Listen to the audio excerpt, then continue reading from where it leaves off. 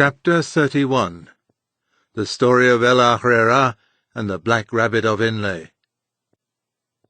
The power of the night, the press of the storm, the post of the foe. Where he stands, the arch fear in a visible form, yet the strong man must go. Robert Browning, Prospice. Sooner or later, everything leaks out, and animals get to hear what others think about them. Some say that it was Hafsa who told King Darzin the truth about the trick with the lettuces. Others say that Jonah the Hedgehog went gossiping in the copses. But however it was, King Darzin got to know that he had been made a fool when he delivered his lettuces to the marshes of Kilfazin. He did not call his soldiers out to fight, not yet, but he made up his mind that he would find an opportunity to get his own back on El Ahrera. El Ahrera knew this, and he warned all his people to be careful, especially when they went about alone. Now, late one afternoon in February, Rabscuttle led some of the rabbits out to a rubbish heap on the edge of a garden, some way away from the warren. The evening came on cold and misty, and well before twilight a fog came down thick. They set off for home, but they got lost, and then they had trouble with an owl, and became confused over their direction. Anyway, Rabscuttle got separated from the others, and after wandering about for some time, he strayed into the guards' quarters outside King Darzin's city. And they caught him, and took him up to the king. King Darzin saw his chance to spite El Ahrera. He put Rabscuttle into a special prison-hole, and every day he was brought out and made to work, sometimes in the frost, digging and tunnelling. But El Ahrera swore he would get him out somehow. And so he did, for he and two of his does spent 4 days digging a tunnel from the wood into the back of the bank where Rabscuttle had been set to work. And in the end, this tunnel came near to the hole in the bank down which Rabscuttle had been sent. He was supposed to be digging to turn the hole into a storeroom, and the guards were watching outside while he worked. But El Ahrera reached him, for he could hear him scratching in the dark, and they all slipped away down the tunnel and escaped through the wood. When the news reached King Darzin, he became very angry indeed, and he determined that this time he would start a war and finish El Ahrera once and for all. His soldiers set out in the night and went to the meadows of Fenlo, but they couldn't get down the rabbit-holes. Some tried, to be sure, but they soon came out again, because they met El Ahrera and the other rabbits. They were not used to fighting in narrow places in the dark, and they got bitten and scratched until they were glad to come out tail first. But they didn't go away. They sat outside and waited. Whenever any of the rabbits tried to silflay, they found their enemies ready to jump on them. King Darzin and his soldiers couldn't watch all the holes, there were too many, but they were quick enough to dash off wherever they saw a rabbit show his nose. Very soon, El Ahrera's people found that it was all they could do to snatch a mouthful or two of grass, just enough to keep alive, before they had to bolt underground again. El Ahrera tried every trick he could think of, but he couldn't be rid of King Darzin or get his own people away. The rabbits began to become thin and miserable underground, and some of them fell ill. At last, El Ahrera felt quite desperate, and one night, when he had been risking his life again and again to bring down a few mouthfuls of grass for a doe and her family whose father had been killed the day before, he called out, "Lord Frith, I would do anything to save my people. I would drive a bargain with a stoat or a fox, yes, or with the Black Rabbit of Inlay." Now, as soon as he had said this, El Ahrera realized in his heart that if there was one creature anywhere who might have the will, and certainly had the power, to destroy his enemies, it was the Black Rabbit of Inlay. For he was a rabbit, and yet more powerful than King Darzin 1,000 times over. But the thought made El Ahrera sweat and shudder, so that he had to crouch down where he was in the run. After a time he went to his own burrow and began to think of what he had said, and what it meant. Now, as you all know, the Black Rabbit of Inlay is fear and everlasting darkness. He is a rabbit, but he is that cold, bad dream from which we can only entreat Lord Frith to save us today and tomorrow. When the snare is set in the gap, the Black Rabbit knows where the peg is driven, and when the weasel dances, the Black Rabbit is not far off. You all know how some rabbits seem just to throw their lives away between 2 jokes and a theft. But the truth is that their foolishness comes from the Black Rabbit, for it is by his will that they do not smell the dog or see the gun. The black rabbit brings sickness too. Or again, he will come in the night and call a rabbit by name, and then that rabbit must go out to him, even though he may be young and strong to save himself from any other danger. He goes with the black rabbit and leaves no trace behind. Some say that the black rabbit hates us and wants our destruction. But the truth is, or so they taught me, that he too serves Lord Frith, and does no more than his appointed task, to bring about what must be. We come into the world, and we have to go. But we do not go merely to serve the turn of one enemy or another. If that were so, we would all be destroyed in a day. We go by the will of the Black Rabbit of Inlé, and only by his will. And though that will seems hard and bitter to us all, yet in his way he is our protector. For he knows Frith's promise to the rabbits, and he will avenge any rabbit who may chance to be destroyed without the consent of himself. Anyone who has seen a gamekeeper's gibbet knows what the black rabbit can bring down on Elil who think they will do what they will. El Ahriar spent the night alone in his burrow, and his thoughts were terrible. As far as he knew, no rabbit had ever tried to do what he had in mind, but the more he thought about it, as well as he could, for hunger and fear and the chance that comes upon rabbits face to face with death, the more it seemed to him that there was at least a chance of success. He would seek out the black rabbit and offer him his own life in return for the safety of his people.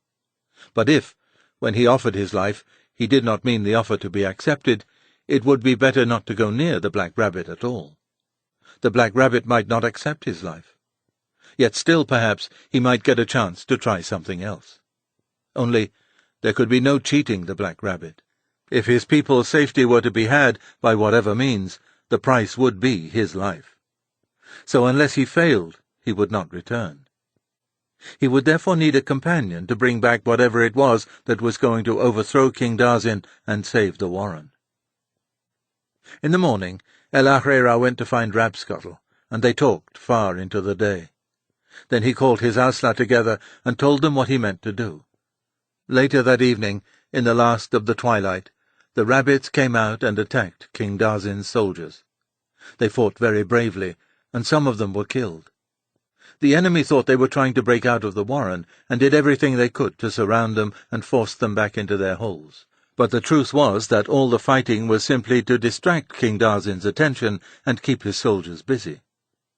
As darkness set in, El Ahriar and Rabscuttle slipped out from the other end of the warren and made off down the ditch, while the Asla fell back and King Darzin's soldiers jeered at them down the holes. As for King Darzin, he sent a message to say that he was ready to talk to El Ahriar about terms of surrender. El Ahriar and Rabscuttle set out on their dark journey. What way they went I don't know, and no rabbit knows. But I always remember what old Feverview, do you remember him, used to say when he told this story. They didn't take long, he said. They took no time at all. No, they limped and stumbled through a bad dream to that terrible place they were bound for. Where they were travelling, the sun and moon mean nothing, and winter and summer less. But you will never know. And then he used to look all round at us. You will never know, and neither do I, how far El Ahriar went on his journey into the dark. You see the top of a great stone sticking out of the ground. How far is it to the middle? Split the stone, then you'll know. At last they came to a high place where there was no grass. They scrambled upward, over splinters of slate, among grey rocks bigger than sheep. Mist and icy rain swirled about them, and there was no sound but the trickling of water, and sometimes, from far above, the cry of some great evil bird on the wing. And these sounds echoed, for they were between black cliffs of stone taller than the tallest trees. The snow lay in patches all about, for the sun never shone to melt it. The moss was slippery, and whenever they pushed out a pebble it rattled down and down behind them in the gullies. But El Ahriar knew the way, and on he went, until the mist grew so thick that they could see nothing. Then they kept close to the cliff, and little by little, as they went, it overhung them until it made a dark roof above their backs. Where the cliff ended was the mouth of a tunnel, like a huge rabbit-hole. In the freezing cold and silence, El Ahriar stamped and flashed his tail to Rabscuttle.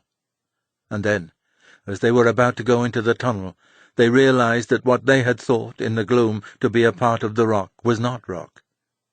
It was the Black Rabbit of Inlay, close beside them, still as lichen and cold as the stone. "Hazel," said Pipkin, staring into the dusk and trembling, "I don't like this story. I know I'm not brave." "It's all right, Lauru," said Fiver. "You're not the only one." In fact, he himself seemed composed and even detached, which was more than could be said for any other rabbit in the audience. But Pipkin was hardly to realize this. "Let's go out there for a bit and watch the spiders catching moths, shall we?" said Fiver. "I think I can remember where I left a patch of vetch. It must be somewhere this way."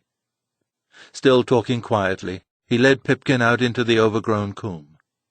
Hazel turned to make sure of the direction they had taken, and as he did so, Dandelion hesitated, uncertain whether to resume. "Go on," said Bigwig, "and don't leave anything out." "I think many things are left out, if only the truth could be known," said Dandelion. "For no one can say what happens in that country where El Ahreira went of his own accord, and we do not. But, as I was told, when they first became aware of the Black Rabbit, they fled down the tunnel, as needs they must, for there was nowhere else to run. And this they did, although they had come on purpose to encounter him, and all depended on their doing so. They did no differently from all of us, and the end, too, was no different, for when they had done slipping and tripping and falling along the tunnel, they found themselves in a vast stone burrow. All was of stone. The Black Rabbit had dug it out of the mountain with his claws. And there they found, waiting for them, him from whom they had fled. There were others in that burrow also, shadows without sound or smell. The Black Rabbit has his Ausla too, you know. I would not care to meet them. The Black Rabbit spoke with the voice of water that falls into pools in echoing places in the dark. "El Ahreira, why have you come here?" "I have come for my people," whispered El Ahreira.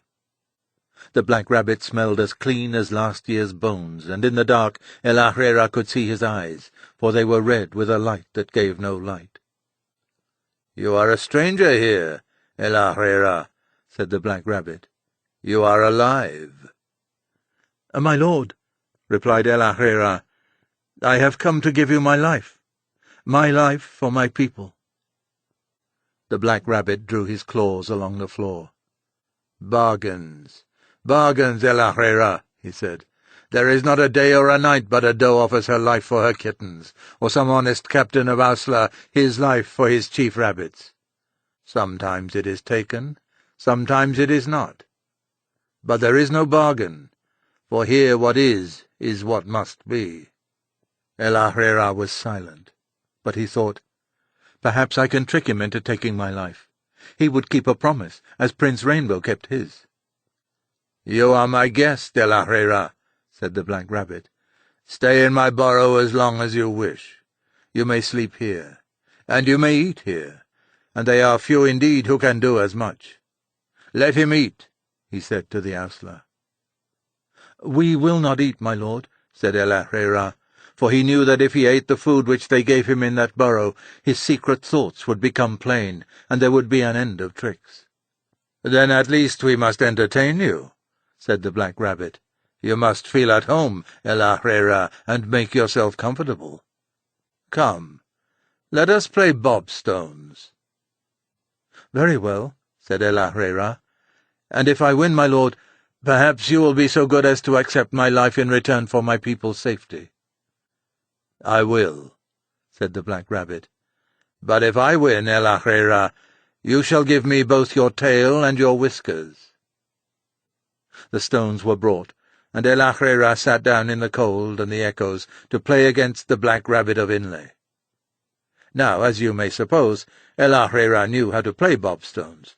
He could play as well as any rabbit that ever covered a cast. But there, in that dreadful place, with the Black Rabbit's eyes upon him and the Ausla who made no sound, try as he would, his wits deserted him, and even before he cast, he felt that the Black Rabbit knew what was down. The Black Rabbit showed never the least haste. He played as the snow falls, without sound or change, until at last El-Ahrairah's spirit failed him, and he knew that he could not win. "You can pay your stakes to the Ausla, El-Ahrairah," said the Black Rabbit, "and they will show you a burrow to sleep in. I shall return tomorrow, and if you are still here I will see you. But you are free to leave whenever you wish." Then the Ausla took El-Ahrairah away, and cut off his tail and pulled out his whiskers. And when he came to himself, he was alone with Rabscuttle in a hollow stone burrow, with an opening to the mountain outside. "Oh, master," said Rabscuttle, "what will you do now? For Frith's sake, let us go away. I can feel for both of us in the dark."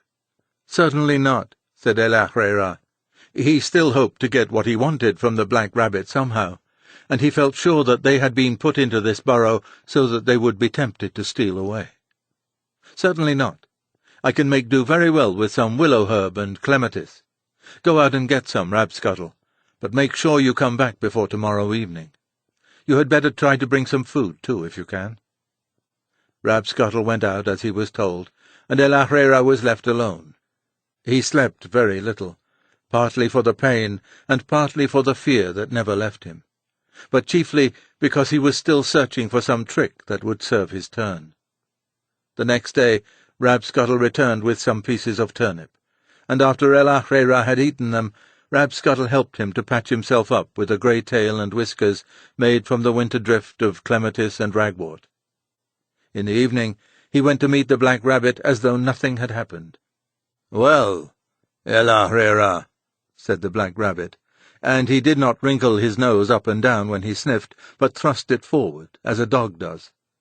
"My burrow cannot be what you are used to, but perhaps you have done your best to make yourself comfortable?" "I have, my lord," said El-Ahrairah. "I am glad that you allow me to stay." "Perhaps we will not play bobstones tonight," said the Black Rabbit.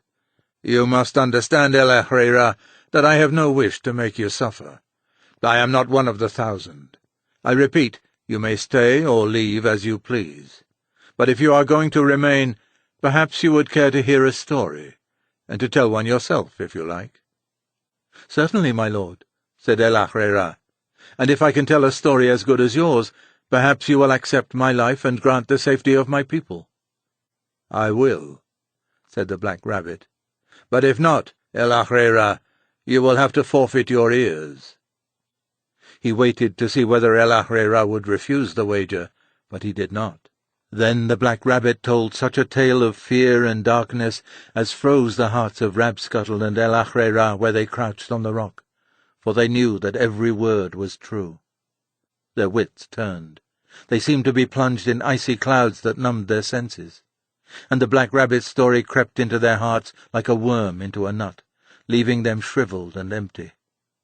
When at last that terrible story was ended, El-Ahrairah tried to speak, but he could not collect his thoughts, and he stammered and ran about the floor like a mouse when the hawk glides low. The Black Rabbit waited silently, with no sign of impatience. At last it was clear that there would be no story from El-Ahrairah, and the Ausla took him and put him into a deep sleep. And when he woke, his ears were gone, and only Rabscuttle was beside him in the stone burrow, crying like a kitten. "Oh, master," said Rabscuttle, "what good can this suffering bring? For the sake of Lord Frith and the green grass, let me take you home." "Nonsense," said El-Ahrairah. "Go out and get me 2 good big dock leaves. They will do very well for ears." "They will wither, master," said Rabscuttle, "and I am withered now." "They will last long enough," said El-Ahrairah grimly, "for what I have to do. But I cannot find the way." When Rabscuttle was gone, El-Ahrairah forced himself to think clearly. The Black Rabbit would not accept his life. Also, it was plain that he himself would never be able to win any sort of wager against him. He might as well try to run a race across a sheet of ice. But if the Black Rabbit did not hate him, why did he inflict these sufferings upon him? To destroy his courage, and make him give up and go away. But why not simply send him away? And why wait before hurting him till he himself proposed a wager and lost it? The answer came to him suddenly. These shadows had no power either to send him away or to hurt him, except with his own consent. They would not help him, no. They would seek possession of his will and break it if they could. But supposing that he could find among them something that would save his people, could they stop him from taking it away? When Rabscuttle came back, he helped de la Hrera to disguise his horrible maimed head with 2 dock leaves in place of ears, and after a while they slept. But de la Hrera kept dreaming of his starving rabbits waiting in the runs to push back King Darzin's soldiers, and placing all their hopes on him.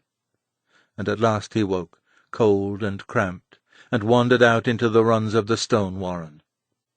As he limped along, trailing the dock leaves on either side of his head, for he could not raise or move them like the ears he had lost, he came to a place from which several narrow runs led down deeper into the ground, and here he found 2 of the ghastly, shadowy Asla moving about some dark business of their own. They turned and stared to make him afraid. But de la Hrera was past being afraid, and he stared back at them, wondering what they had in mind to persuade him to lose. "Turn back, de la Hrera," said one at last. "You have no business here in the pit. You are alive, and have suffered much already." "Not as much as my people," replied de la Hrera. "There is enough suffering here for 1,000 warrens," said the shadow. "Do not be stubborn, de la Hrera. In these holes lie all the plagues and diseases that come to rabbits, fever and mange and the sickness of the bowels.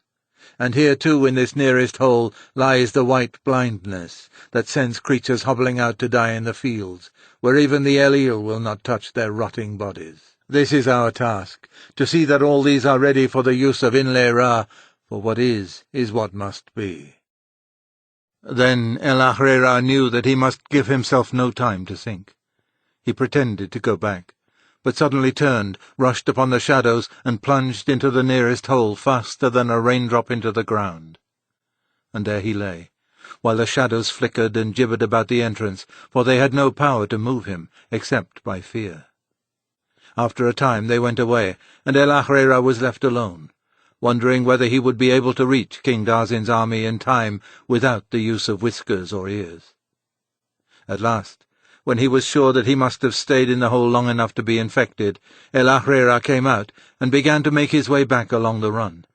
He did not know how soon the disease would appear, or how long he would take to die, but plainly he ought to return as quickly as he could, if possible before there was any sign of illness on him. Without going near Rabscuttle, he must tell him to hurry ahead, reach the rabbits in the warren, and warn them to block all the holes and stay inside until King Darzin's army was destroyed. He blundered into a stone in the dark, for he was shivering and feverish, and in any case he could feel little or nothing without his whiskers. At that moment a quiet voice said, "De la Hrera, where are you going?"